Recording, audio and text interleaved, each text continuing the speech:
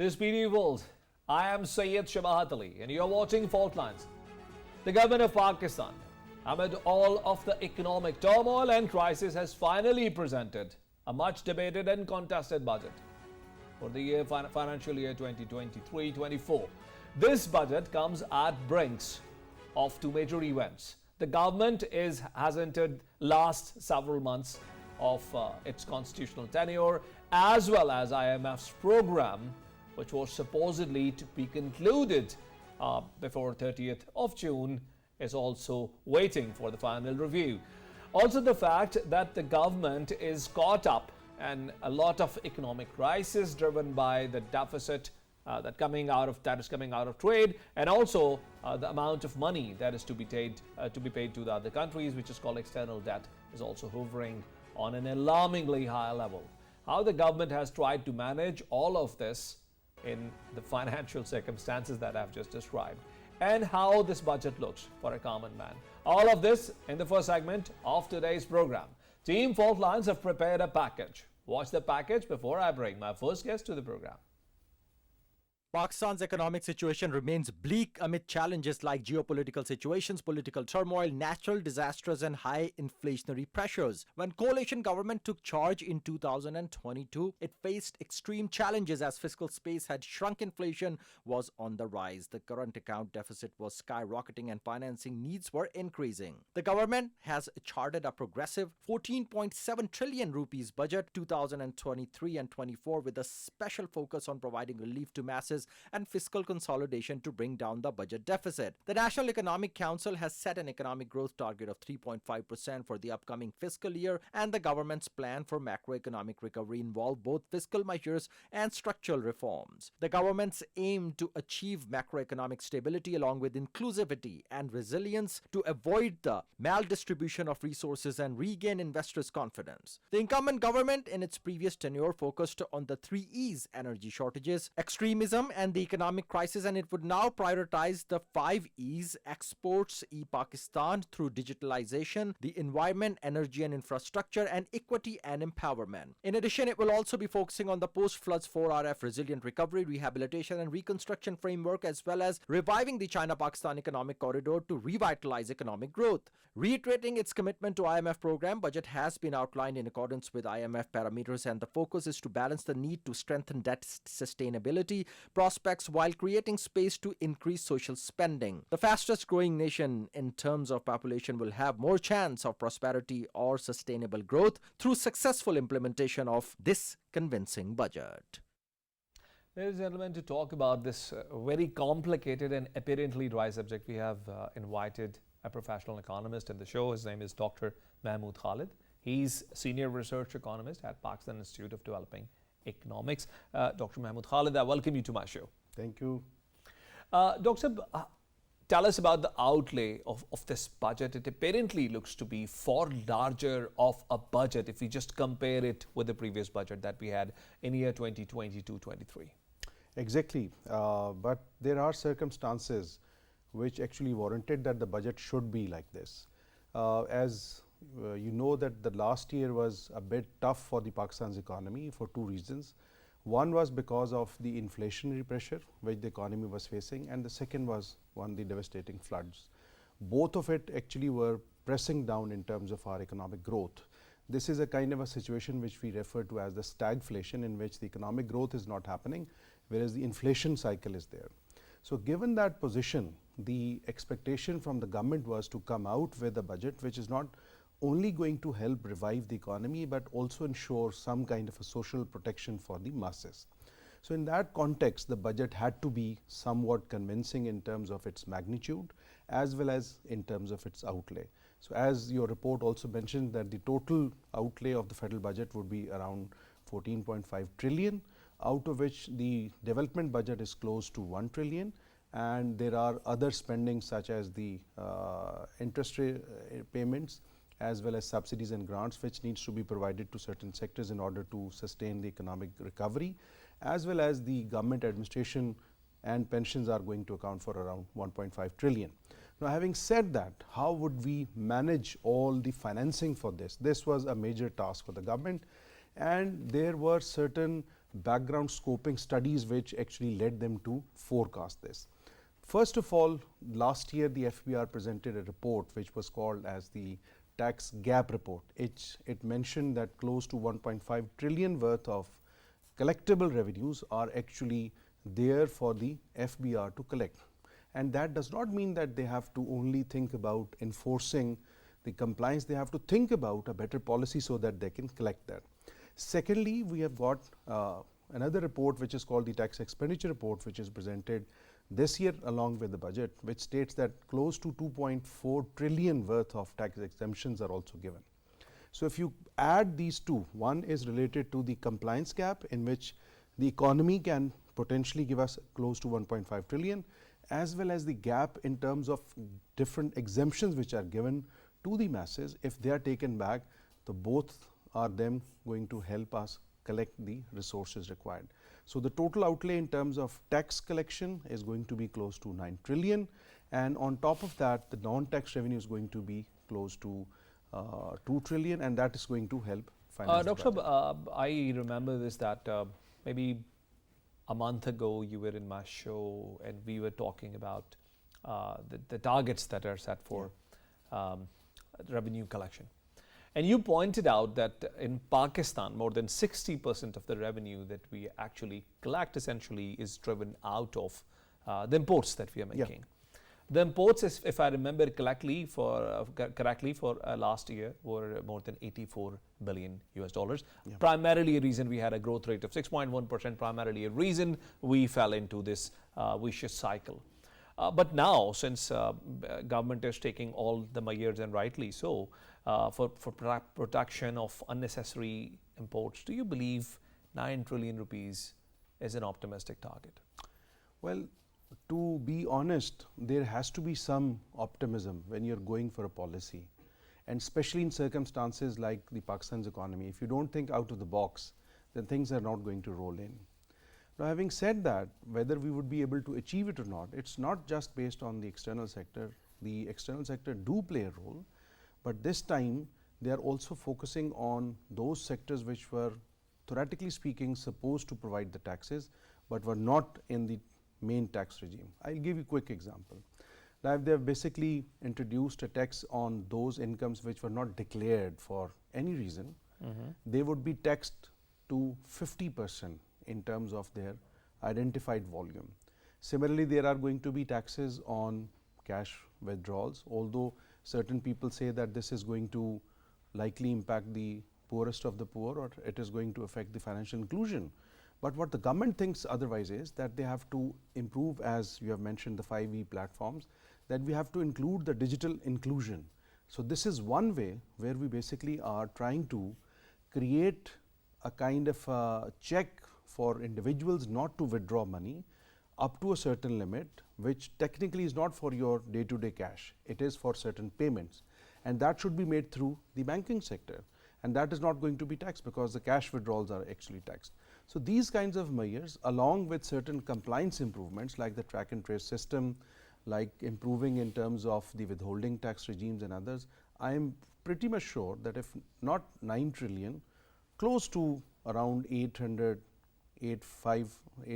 500 is achievable. Despite the fact that our targets are set quite optimistically, you're still optimistic about the fact that this can be accomplished. There is no reason. Doctor, coming back to the deficit, now the embedded problem in Pakistan's economic model is the gap that we inherently have in our exports and in our imports. And by the time we have decided to put some restrictions on imports, it's apparently, I mean, in my layman's understanding, it's too late. And our exports are getting quite affected. They are not increasing as they had been increasing in the past, if I compare it with just last 3-4 years. Now, tell us, how do you see the government trying to address this problem of deficit, a trade deficit, essentially pointing out? And do you see these measures working actually in short run? Well, actually, to an extent, the IMF prescription was not bad in terms of letting the exchange rate adjust. Because when you try to keep the exchange rate below the market price, that kinds of incentivizes the imports to be purchased more, because relatively speaking, the imports are cheaper as compared to our exports. So now we have got an exchange rate regime which is close to its true value at which it should be traded. So this is one measure. Second, on the other side, which the present government is trying to enforce, is to think about how we can create more competitiveness in terms of going forward. As if you look in terms of what sectors they have incentivized, primarily it is the IT, it is related to more of a services export, and they have also basically incentivize the food processing. So once they have taken the agriculture as one of the backbones to our economic growth, in that they have targeted the food processing as one of the key drivers for economic growth as well. On top of that, there are certain measures which are taken in terms of import curtailment as well. Like for example, the cars which were imported from outside are further taxed, so that some kind of check and balance in terms of who is actually buying from outside world is basically managed. And also the fact that IT sector, as you described, was expecting some more incentives. They were perhaps asking for or demanding for 0% tax regime. They have finally been taxed to 5%. Do you believe IT has the potential to play a role of a match-winning player at the moment? Well, of course, if you look at the growth which is happening in terms of the IT exports through the freelancing and other activities, that is tremendous, given the fact that the infrastructure is not that much as compared to the other exports which are happening. Similarly, when we calculate the exportable gaps, we look around our countries, like for example, if you look at the India, Bangladesh, these are similar countries in which we think that we can compete with them in terms of providing those desired services which are required by the outside world. Now, having said that, this is one good strategy which the government is opting for. But there are certain other measures also which we could not find in the budget, and I'm sure they must be in pipeline and they're thinking about it, because generally speaking, those which are involved in IT exports, taxation is one issue in which they are basically charged a certain amount as a tax. But beyond that, there are problems such as settlement, in which the remittances has to come within country, which are basically accounted for the services and others. So they have to think about certain other means through which they are collecting it. So to the extent that the incentives are in the right direction, but there needs to be lot of other policy measures also be taken, so that this tax sector could actually achieve its potential. Dr. Shab, let's talk about the elephant in the room. A room is quite small and elephant is quite big, and we call it debt servicing. Yeah. Now this mammoth called debt servicing has actually surpassed our expectations. And the amount of money that we owe in terms of debt servicing is more than the amount of tax that we have collected in the entire financial year. How much concerned you are with this development, and do you find a solution anywhere in a long run for this problem? Because now we are borrowing money to pay back not only the interest. I mean, not the principal, but the debt, but the markup on it. So how much of a concern is this for you? You are very right, as you have mentioned. Actually, it's not beyond the tax collection. When you deduct the provincial pie from that, then the leftover of the total federal income is actually less than the debt servicing. The total federal income after the deduction of the provincial share, along with the non-tax revenue, comes close to 7 trillion, and the markup payments are actually more than that. So what needs to be done quickly, this is number one solution. We have got a big problem which is called Treasury Single Account. Treasury Single Account basically is for that when the government goes into operations. In Pakistan, State Bank is not in each and every city. So what the projects and autonomous bodies and other offices do, that they put their money in the commercial banks. So when the data is collected for those deposits which pertain to the government but are lying in the banking sector, then we see that it's almost the same, which is actually taken as the budget deficit financing. For example, last year, not this year, last year when it closed at 30th June 2022, we had almost 5.5 trillion worth of deposits in commercial banks, and we were borrowing 5.3 trillion for the last year's budget deficit. So when you think about the accounting perspective, actually the banks are lending you back your own money from the government's perspective. So the easiest solution to work with in terms of managing this mammoth of the debt is to act upon the treasury single account as soon as possible. There are glitches in the system which needs to be taken out. This is the first one. Second is that what we have at PIDE proposed, that we need to have a very efficient debt management office. To date, what happens is that the government, basically the Ministry of Finance, requests the Central Bank of Pakistan, which is State Bank, to collect certain resources from the banking sector as their debt. But generally speaking, there should be a treasury office which should look at options. We have got a national savings schemes which is also a kind of an unfunded liability which gives us resources for spending. We have got an open market in which the governments can actually issue treasury bonds. So that kind of a debt management practice has to be incorporated besides certain budgetary measures so that certain future debts could be managed. Dr. Shah, about the gap that we have in our national income and the outlay of expenditures, as you have pointed out, what plans does the government apparently have for it? Because IMF is still not concluded. We cannot bank upon it. Certainly, to the extent of this budget, we are not certainly banking on it. So what other options do we have to overcome the gap, particularly when we talk about the external payments that we need to make? Well, to us, I think that the provincial governments needs to be taken on board. Theoretically speaking, they are all part of the government when we look at the total consolidated balance. So this is now time that they should also think about how we can raise resources of our own and cut the liabilities of the federal government in terms of repayment, at least to the domestic debt. This is one. Second most easiest and doable thing is to look around ourselves in terms of the public assets. Like for example, in Islamabad, I can give you an example that we have got a very big, in acres, maybe 200 acres national sports stadium, which is used maybe in 5 years or down the road 10 years once in the blue and the moon. And they are basically sitting right in the heart of Islamabad. Similarly, if you map the public assets which are around the country, and if we can think about kind of marketing it towards our debt repayments only, not for the general government expenditures. And as today also our Minister Ishaq Dar talked about, that we should also think about certain entities which are becoming like public sector enterprises, and we should basically outsource them, like the the airports, anything. And even if you look at the development budget, close to 200 billion is on the build, operate and transfer, which is basically the public-private partnership modes. So rather than picking up all the liability and doing expenditures in a bad manner, they are basically looked for projects which can be sponsored by the private sector. How does PIDE look into the expenditure that we make on state-owned enterprises? Because to me, this was a model of the times when Pakistan was deciding whether to be a part of the capitalist regime or to be a part of socialist regime, and we opened too many enterprises in the realm of public sector. We wanted to operate airlines in public sector, railways in public sector, and we expected all of this to go in profits, which happened the other way, and all of these are in losses. All of these are looking to consume more and more money. Just railways consuming 32 billions a year in terms of deficit. PIA's deficit is more than that.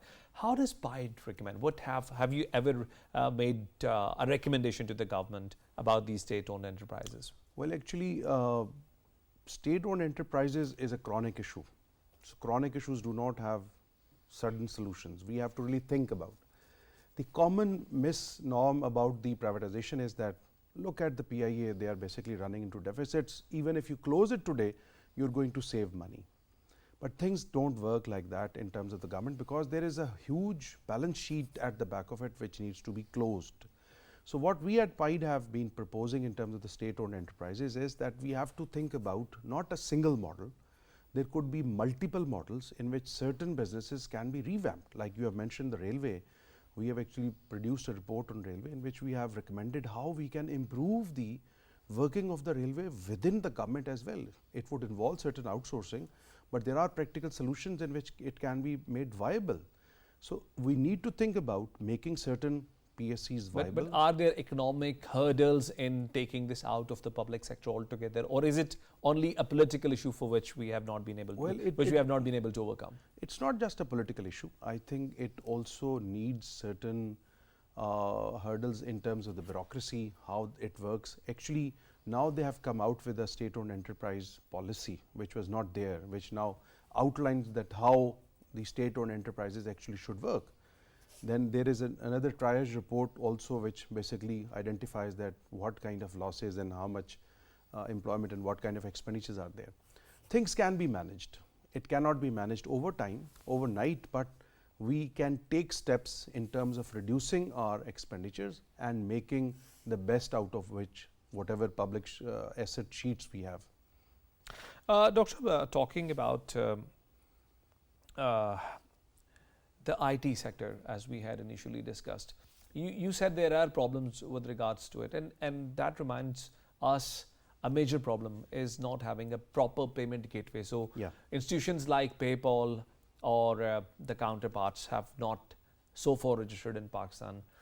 Don't you think it should have been one of the top priorities, or it should be one of the top priorities of the government going forward to facilitate IT sector, which, as we discussed earlier, can pull the government out of this quagmire very soon? Exactly.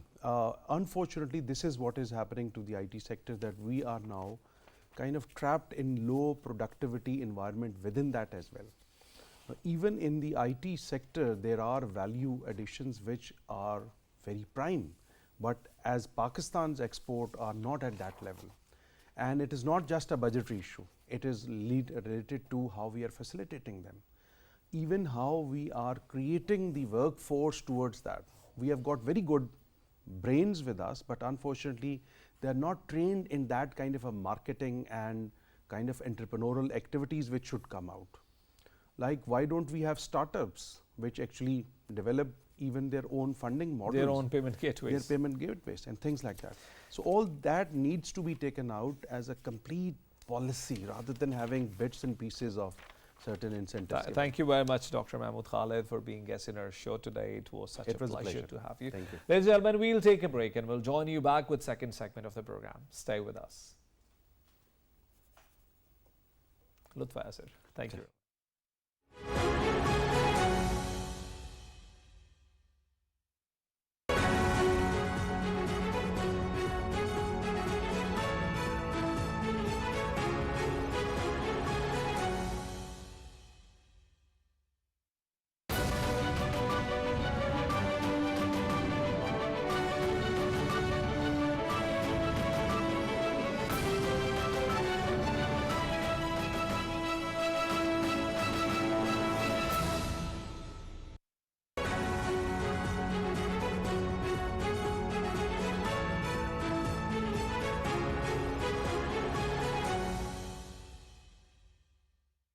Welcome back, ladies and gentlemen. The war between Russia and Ukraine. We have discussed a lot about this war in this program, and we keep covering this issue on the go because we understand that this is one of the most horrifying active conflicts in the world today. This war has displaced more people than any other war after the Second World War, which was fought in the heart of Europe. And this development, which has taken place this week, is more horrifying because now the major infrastructure that not only has an economic cost but also has an ecological cost has been targeted. A dam has been breached in the south of Ukraine, which has caused not only a problem for the people but also for the overall habitat. The interesting thing is, and I'm saying the word interesting with a lot of agony, is that both the sides, Russia and Ukraine, are blaming each other for this damage. To talk about this very pertinent subject, I have requested Eugene Chavsovsky from Newsline Institute, Washington, D.C. to be my first guest in this segment. Eugene, welcome to the show. Eugene, what are the most significant developments on front of Russia and Ukraine since we haven't spoken in this program together for the last couple of months? Well, I think obviously first and foremost, starting with this Novakhovka Dam collapse, it's truly a tragedy, a humanitarian tragedy, and we're seeing the results of it now. So this is the most significant update, in recent weeks. But broadly speaking, we've seen the war that has reached a stalemate of sorts, or had done so over the past few months. But now Ukrainians are gearing up and have launched their counteroffensive, which has had some limited success, at least in the initial days. But this is all coming in the context of this dam collapse as well. So all of these things are mixing to provide quite dramatic developments on the war but front. Eugene, many believe that there are strategic gains for Ukraine for breaching this dam. It gives them certain tactical advantages on the territory which has heavy presence of Russian forces. Well, we're still in the process of finding out the specific details. There's no confirmation, official confirmation of who exactly was responsible. Although just today we've received reports from the Ukrainians that they had intercepted some signals of Russian saboteur groups who were discussing that they were responsible, that it was meant not to destroy the dam, but essentially to interfere with it, and it was plans that went wrong. We also received some data about from seismology that there was indeed an explosion, because there was some speculation whether this was as a result of a deliberate attack or whether just from the wear and tear of the war around this dam over the past few months. So these seem to indicate a certain level of Russian, or at least Russian-aligned involvement. But as I said, we can't be 100% sure at this time. Sorry to interrupt you, but Eugene, has it been more to benefit of Russia or to the benefit of Ukraine? I'm trying to ascertain who benefited most out of this accident. Well, there can be certain benefits for both sides, I would say, but I think that the negative impacts are significantly outweighed. I mean, if we're looking at it from the Russian perspective, while there's speculation that this could have been done in order to stop or stymie the Ukrainian counteroffensive that we mentioned earlier, as basically this would stop the advance of at least land forces towards the Crimean front. But this also floods essentially Russian defensive positions that they had established in this area around Kherson and in the approaches to Crimea. From the Ukrainian standpoint, the benefit is that this, as I just mentioned, it does complicate Russian defenses, but we've seen the enormous humanitarian and economic toll that this has caused.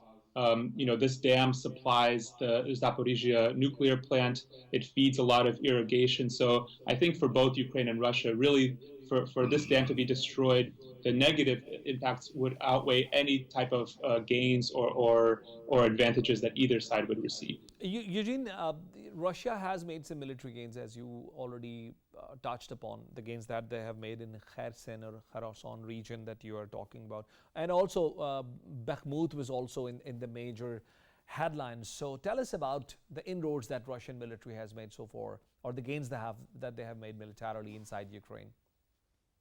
So Russia had made some gains going back several months. Obviously, Bakhmut was a focal point of the conflict. Really, the war had ground to a war of attrition, where it was very slow but steady gains on the Russian front in that area, trying to basically claim all of Donetsk and Lugansk provinces. Now, we've seen Ukrainians defend that, I think, a lot more sturdily than the Russians had expected. And now we're seeing the Ukrainians push back. So overall, Russia controls around a little less than 20% of Ukrainian territory. They have built that land bridge from eastern Ukraine to Crimea, but this is exactly what the Ukrainian counteroffensive, which has just at least officially gone into effect this week, is meant to offset and to try to reclaim as much territory as possible with Western assistance. And Eugene, how about the promises made by Europe? I'm talking about the provision of F-16s and Abraham tanks, which might just push this war to yet another level. So this is a significant development in the sense that the U.S. and other NATO countries were hesitant to provide F-16s earlier in the conflict, but now that decision has been made. I will say, though, that those F-16 provisions, it will take months to actually roll out, to train. So Ukrainian officials themselves have said that these F-16 provisions will not be a part of this current counteroffensive, which is underway. Similar aspects with with the tanks, the Abrams, the Leopard tanks. These also will take some months, although that started earlier on. So what Ukraine is doing essentially is trying to make sure that that Western support, which has been increasing, which has been intact, continues to do so, and that will in part depend on how successful Ukraine can be with this counteroffensive. Eugene, while responding to my earlier question, you said the war is still in a state of stalemate between Russia and Ukraine. Now, who benefits more out of the state of stalemate? Do you think it's more to benefit of the Ukrainian side? Well, I think that certainly Ukraine wants to break the stalemate. I think the Russians do benefit to a certain extent in that they are able to hold on to their positions, although we've seen some pushbacks lately. But Ukraine, as I mentioned before, relying on Western US and NATO military support, needs to show that that support can translate into concrete victories, concrete advancements on the ground. They have been able to do that in certain respects, but I think in order to keep that support flowing, it's really more so in Ukraine's interest. Obviously, they just want to regain the territory. That's first and foremost in their priorities. But in doing so, they also want to maintain that Western military support. So I think Russia benefits to a certain extent over a stalemate because it can essentially keep supplying its troops there, whereas Ukraine does have that added consideration of maintaining that external and particularly U.S. military support. Eugene, I agree with you to this extent that that Ukraine wants to show something on the scorecard to its Western allies as well. But don't you think that outrightly wiping out the Russians from their territory is something that Ukraine cannot accomplish, and perhaps that makes it a best case scenario for them to keep a state of stalemate? Will you agree with me on this statement? I think realistically, we're not going to see, at least not in the short term, any outright victories, whether by Russian forces or Ukrainian forces. Ukraine has made reclaiming all of the territory seized by the Russians, not only back to February 22, but also going back to 2014, which includes Crimea, as part of its intended goal. But it does not seem that that's realistic at this point. And so essentially, they're trying to get as much territory as possible, trying to maintain that Western support. But as we've seen with this dam collapse and other issues like with the Zaporizhzhia nuclear plant, the fighting around these sensitive areas really shows the sensitivities, the complications, not only for Ukrainian and Russian forces, but potentially beyond to Europe. Eugene, lastly, do you see Russia standing firm and tall against all the sanctions? And maybe the economic weapon, do you agree, has not worked effectively against the Russians as expected by the United States? I do think that Russia and the Russian economy has proven more resilient than many in the West believed as a result of sanctions. While that has certainly pressured Russian economy, it has isolated Russia to a certain point. But what Russia has shown is that it's able to maintain and even increase in some instances its economic and broader political relationships with countries outside of the West. So here I'm thinking countries like China, like India, even NATO countries like Turkey, and then you have the Gulf states. So these are all countries that have not only continued but also expanded their trade ties, particularly in the energy sector with Russia, which has in turn enabled Russia to avoid economic collapse, to stay afloat, and to continue carrying on this war in Ukraine. Thank you very much, Eugene Chałusowski, for being guest in our program today. Ladies and gentlemen, this was Eugene Chałusowski, who made several points, and I would like to repeat two of points that he has made. One is that a complete outright victory is not possible for Ukraine against Russia, and that makes the status quo or the stalemate as the best case scenario for Ukraine. I liked his point. And the second thing that he said is that Russia has stand tall and firm against the sanctions because of extended trade ties with partners like India, like China, and like the Gulf states, which was a matter of shock and surprise for the Western partners. I'm now adding Gabriel Nerona in my show. Gabriel is former former advisor of State's Department of the United States, joining me from Washington, D.C. Gabriel, I welcome you to the show. Gabriel, attack on dam in Kherson is a major story and everyone is talking about it. So please give us your quick stock take about this development.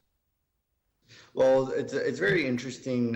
Ukrainian intelligence is indicating that the explosion happened from inside the dam, which would indicate that it was Russians behind it. The United States, however, hasn't said either way. They just haven't made a determination of who is responsible. And it's important to not get ahead of the facts and make sure that before you issue any pronouncements, you know exactly who's responsible here. For its part, Russia has said Ukraine has done it, and that's sort of been the exact same thing we've happened throughout the war.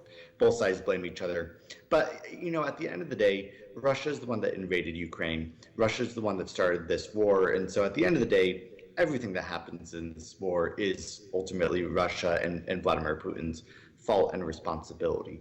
Now, we've only seen about 5 or 6 deaths, I think, from the dam collapse. So it's not the biggest, human tragedy, but it is an ecological problem. There's thousands of square kilometers of land which is now flooded.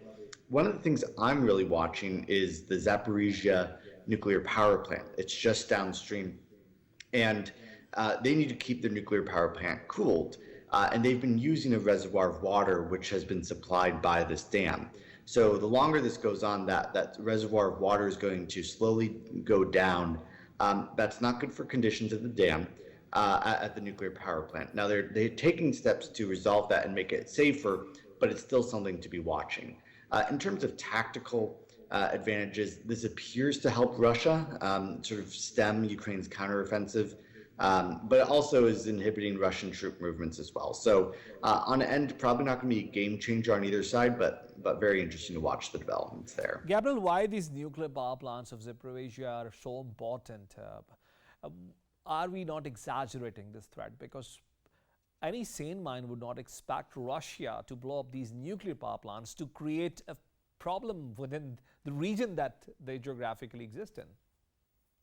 Well, they've gotten extremely close to doing just that. Remember in the early days of the war, they were shelling the nuclear power plant. They were launching rockets and artillery shells at the power plant, which is incredibly dangerous. They then disconnected the power plant from Ukraine's power supply and have reconnected it to the Russian grid. That's not something that you should be doing. That's not how you operate a plant safely. Even though the Russians are, masters of nuclear technology, what they've done should disqualify them from ever working with any other country on their nuclear infrastructure. And you had Russian nuclear scientists doing really dangerous experiments. Keep in mind, these are the same nuclear scientists that caused the Chernobyl nuclear power plant to explode 40 years ago. They cannot be trusted to automatically assume that they will keep everything safe. They have a bad track record of playing dangerous when it comes to these things. Mr. Norona, you are quite familiar with this region. I understand you speak Russian, Ukrainian language. You have lived in this area for some time. Tell us about the significance of Kherson region, which has become a point of contest between the two sides.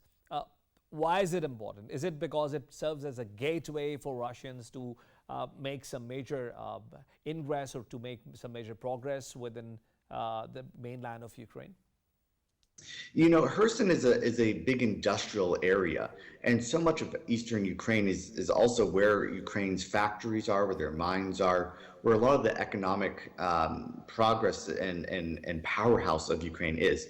And so for Russia, keeping Kherson is a big economic victory, but it's also a strategic one because it is part of the land bridge that connects Russia to the Crimean Peninsula. And as long as Russia has that land bridge, they can keep control of Crimea. Ukraine, on the other hand, wants to puncture that bridge, and that will really isolate Crimea and make it harder for Russia to bring supplies there, but also for the morale of you. If you are physically disconnected from the rest of Russia, it's going to make it very difficult to keep your population there happy and well supplied and resourced as well. I asked this question from Eugene Chausovsky a while ago, and I'm putting the same question to you. Do you still see a state of stalemate between the two sides militarily? The Ukrainians are definitely advancing in this counteroffensive. The data is a little tricky to see because the Ukrainians have sort of imposed a military silence on what's happening. But it's unclear to me whether this is going to be enough. We're in probably the first week of the counteroffensive. This is going to be a month-long push this summer to see if they can actually regain some of the territory. At the end of the day, for Ukraine to win, they have to take back all their territory. For Russia to win, all they need to do is maintain the status quo. That's victory for them. I think experts on both sides are now saying this is going to become a frozen conflict over the course of this year and next year. This war is not going to end soon. It's not likely to perhaps even end at all. It's just going to be a stalemate at some frozen line of conflict where both sides are so firmly dug in that they're not going to make progress anymore. I think that's where we're headed. And this counteroffensive, though, is going to determine just how far Ukraine can get.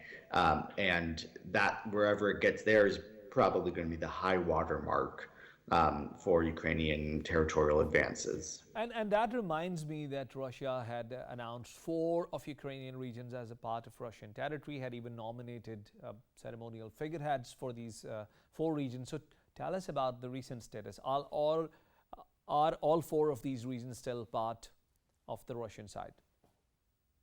Well, and for your viewers to remember, what they did is they went door to door with a rifle in hand and a ballot in the other, and they said, you need to sign this ballot and say that you don't want to be part of Ukraine anymore, and if you don't, we'll shoot you. So it's important to remember that these referendums are complete legal shams. There's nothing to it. It's just something that Russia said. So there's no loyalty in most of these oblasts, which Russia has now declared as part of their own. And the reality is now they don't even have full military control over them. Ukraine has made significant advances into those regions. And so it's just going to be a state of Russia claiming that it has control over these regions. Ukraine is going to have partial control as well. So, but what they're ultimately trying to do is solidify their control over time. At the end of the day, the governance is all going to be determined by where militaries are on the ground, where they can control, and that's going to be the most determinative factor. But what's pretty clear is even if they were small pro-Russian tendencies before the war, since Russia's invasion, the local population has overwhelmingly turned against Russia and strongly wants to be back under Ukrainian control.